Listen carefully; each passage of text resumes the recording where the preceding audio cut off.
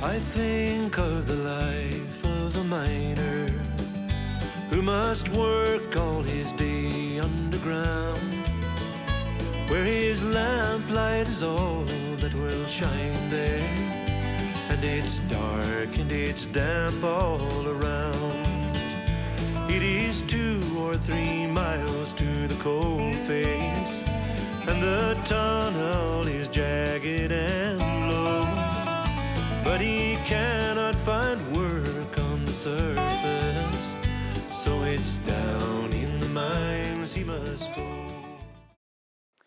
And joining us here in the Duignan mining experience now are 2 more former miners in Gerry Duignan and Pius Earley. There was a strong Pius at the time, a strong, I suppose, social life in Duignan as well. The money, as you mentioned, was good. Neighbouring towns and villages would have benefited from it as well. But the social life, the day off was the Monday.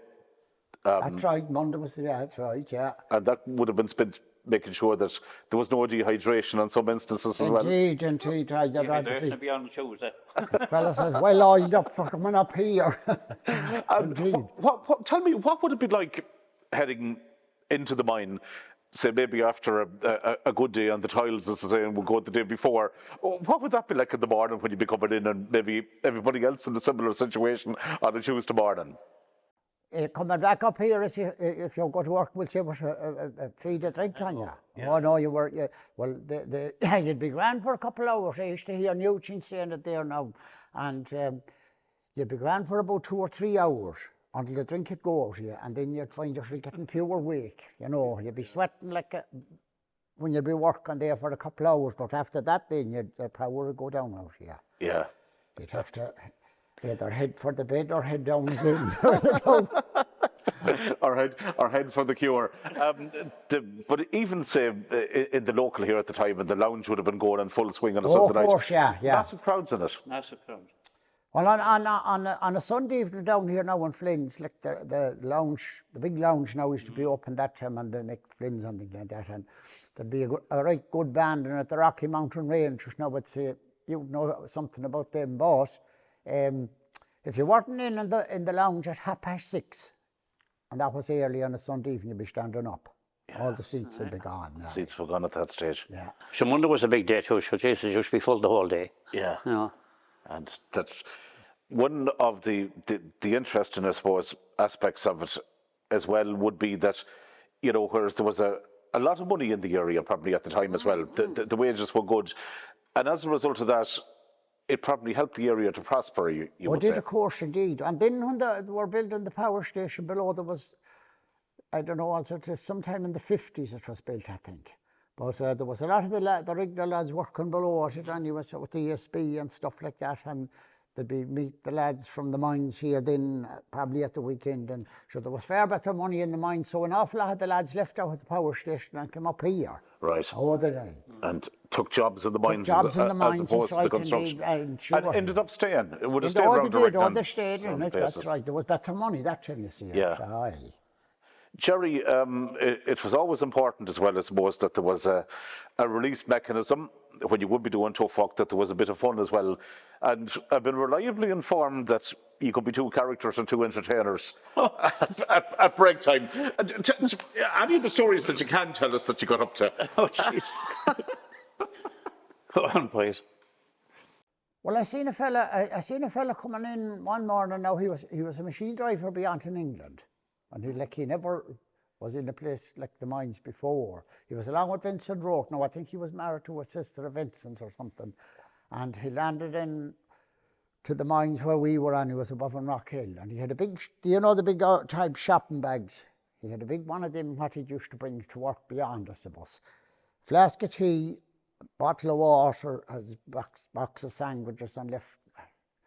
Sat down there with the boys. It was his first day. Sure, he wasn't used to it at all, but he left his bag down on the middle of the road there now, on the front of where there was a hutch. Like everything was stopped at this time. But in the rope you start about 9 o'clock, and he never thought. And there was the rest of the boys was kind of gone away, you know, they'd have grabbed it maybe, a thing like that. But the hutch went across the bag and it was smashed whatever was within it. Broke the bottle and flattened everything was in it. But that's all right. I remember I was drawing of a place in further, and he was moved. He was to go in filling for somebody anyways. But he used to suffer from what would you call it? Hydrophobia, is it, or some of them? And the further in he went, the worse he got. But the other drawers used to be in and out flying by him, and I used to stop and add him and just see how was he getting on and things like that. And but I heard him making a statement at one stage, anyways. He says, if I could get the hole that I come in here on this morning, I'd be gone out of here. So he was going out. No, he had enough. Yeah, getting out at that stage for peacetime or break time, and you'd always come out to the eye of the pit. Oh, they'd be all out in a big circle round about. Yeah. Depending on where in the mine was now. We used to call it the lie, you know. Oh, yeah. A lot of them would get into the habit of coming out to a certain place, yeah. Yeah, and probably nowadays everyone is talking about communicating over social media or whatever. I presume break time and lunchtime was as good as any social media at that time. There was nothing sacred now. I remember I used to draw off a man called Pat Cairns one time. Yeah. And I said, I went into one of these, are you related to the Tadies and Giva? I am. He said, what of it? I said, I'm related to them. Would there be any danger I'd be related to you? I deny it 3 times, he said. He was like St. Peter, Gerry. So, Pius, the way of life, and it's fantastic to see it remembered here in the mining experience, and we're 34, 35 years on now at this stage, and we can see it all the time from tourists, and you meet tourists and they ask you, did you work in the mines?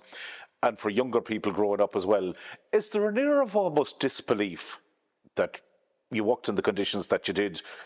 You get that all the time from tourists and people that you meet. Like, to me now, you'd be an ideal tour guide. But we were used to it, you see, like we didn't pass any heat on it, you know,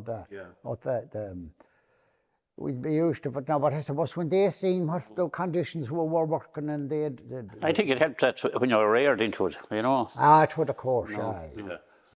And in relation to the whole people that you walked with, unfortunately, as the years roll in, we're losing more and more what would have been former miners. There would have been real characters that time, I presume, working in the mines when you started. And again, there'll be a lot of memories here today when you look back around the photographs, and unfortunately, some of those people no longer with us. That's right, indeed. Well, there was such a thing as, you know, if there was water flowing over here or different places like that, they used to drill a hole down in the rock. They used to call it a sump. Mind of them yokes. Yeah.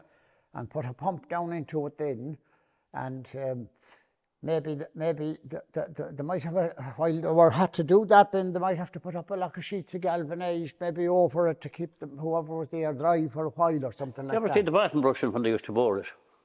No, put a hole in it, and it would shatter, you see, and it would gather up the water. Aye. That's the way they used to do it in Friends, yeah. But anyway, they had this lovely round roof made over this one above with galvanised and a lot of bits of timber, and there was a certain man below working on it, Michael Gaffney from Clegia. Right. And he was below, and the next thing, whatever happened, and he was letting it slip down on top of him, and he was like a bird in a cage. And Paddy Duignan then, and there was a couple of more of them there, and they started throwing little bits in on the galvanised, you know, thinking that they were making out to him that the roof was going to collapse. This man was sitting roaring on his best, get me out of here, can you do anything to get me out of here? He was afraid he was going to lose his life. And Paddy says back to him, we can't do a thing, there's a couple of 100-ton ready to come down on top of us here. That's all the sympathy here. That's all the sympathy here for him now. Yeah.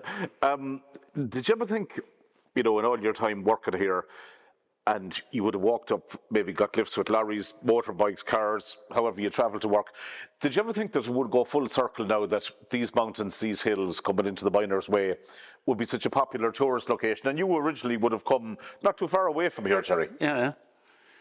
Well, do you see the natural features was always there anyways, you know, the lakes and mountains and all the shit, but that time there wasn't much heat on scenery, to be quite honest now. Yeah. Which you couldn't imagine it coming the full circle, you know. Yeah. It was coal mining, and that was it, Pius. Oh, and he died. Sure as That, it well, was. that road below there now at the bottom there where you come up here now, that was the concrete road last time, wasn't it? Because you see, they used to put gravel and stuff on it then, and the next thing there'd come a flood of water and they'd bring it away down the road. So they had to put in a concrete road in order to get up to Dernovuggy and to Cairn North. Aye.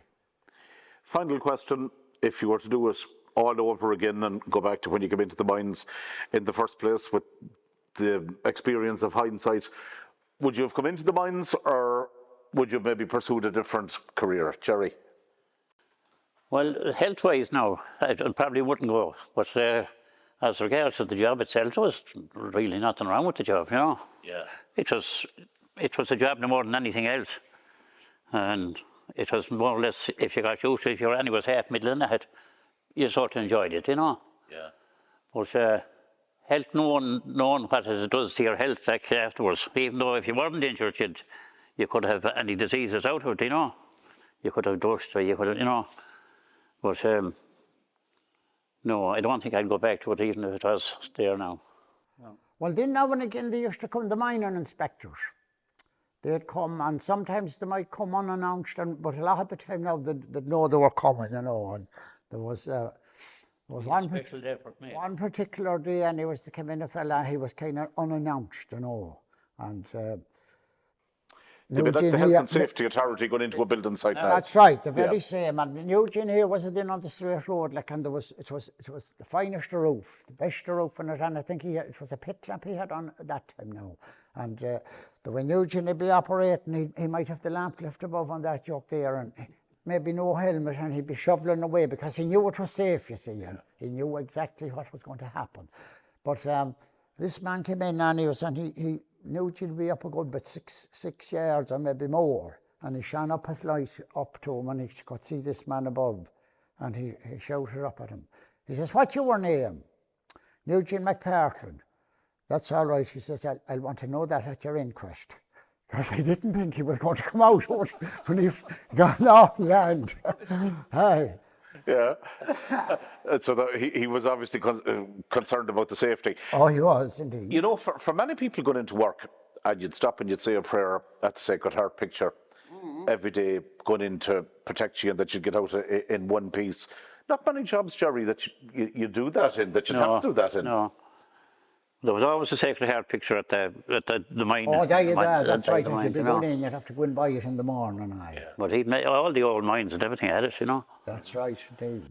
And you'd always whisper a sincere prayer, I presume, at that stage, going in that you get out. Yeah, I suppose. So get one piece of it.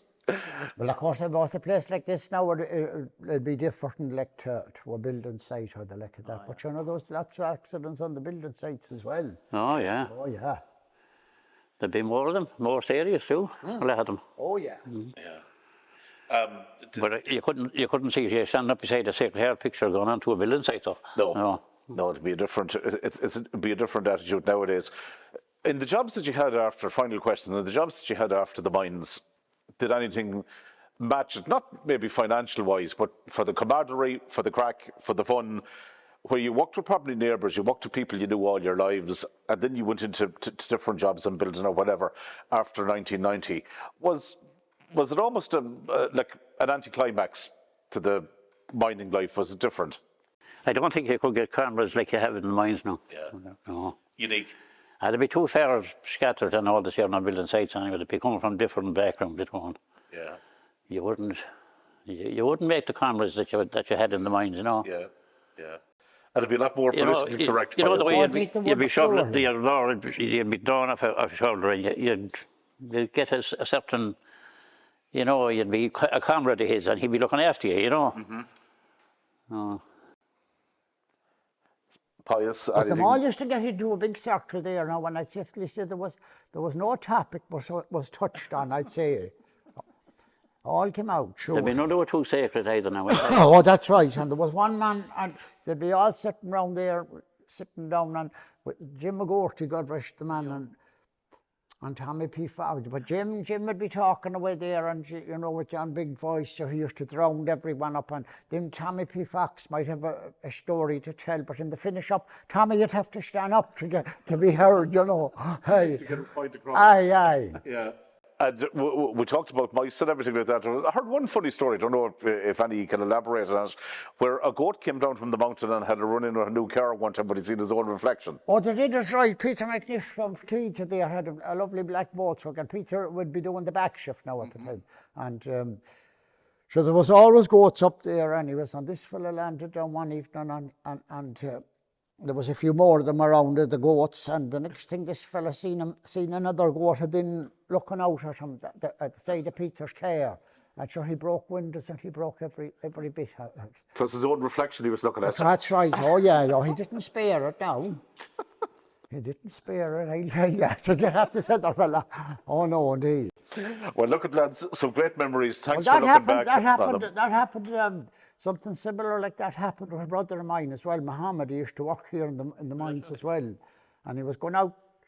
You know, when you go home in the evening, you'd have the shirt to be all black, and you take them off and get the dust off them, and maybe throw them on the line or something, and if they were kind of damp or things like that, and get them ready for it. He was out this evening, and he had a shirt in his hand like that, and he was putting it up on the line, and we had a billy goat now.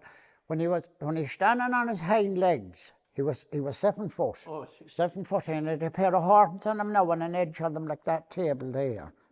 Right. But that was all right. The next thing on, the goat came up behind him and up there and roused me man. Out me man, he was at the box and that time, and the next thing the two of them got into it. It was good if you had a pity now, but it was recorded or something anyways. But I'll tell you, as the fellow says, it was a title eliminator. There was no howling back.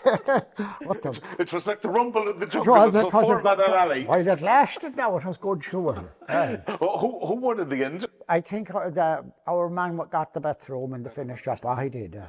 And the goat probably ended up in the puck fair below and carrying on. Well, look, at some great memories.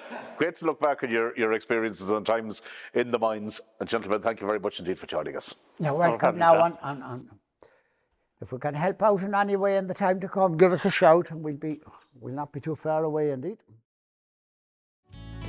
I think of the life of the miner who must work all his day underground, where his lamplight is all that will shine there, and it's dark and it's damp all around.